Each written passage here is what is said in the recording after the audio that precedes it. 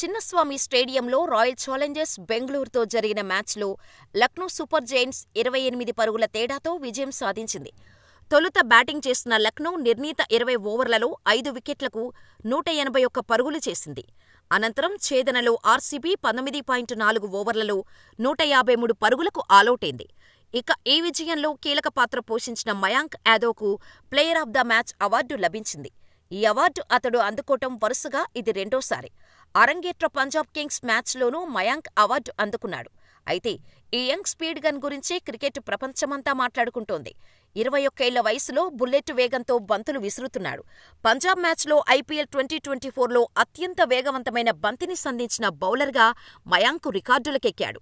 నిన్న బెంగళూరుతో జరిగిన మ్యాచ్లో తన రికార్డును తానే తిరగరాశాడు. అంతకు మించిన స్పీడ్ విసిరి నయా రికార్డు నెలకొల్పాడు. గంటకు 156.7 కిలోమీటర్ల వేగంతో బంతిని సంధించాడు. కాగా ప్లేయర్ ఆఫ్ ద మ్యాచ్ అందుకున్న అనంతరం తన స్పీడ్ సక్సెస్ మంత్రాన్ని మయాంక్ చెప్పాడు. ఈ వేగంతో బంతులు వేయడంలో చాలా కారకాలు ఉంటాయి. సరైన ఆహారం, మంచి నిద్ర, గొప్ప శిక్షణ. మీరు వేగంగా, ఖచ్చితత్వంతో బంతులు సంధించాలంటే ఇలాంటి కారకాలు చాలా ఉంటాయి. ప్రస్తుతానికి నా డైట్, రికవరీపై ఫోకస్ చేస్తున్నా. ఐస్ బాత్ చేస్తుంటాను అని మయాంక్ పేర్కొన్నాడు.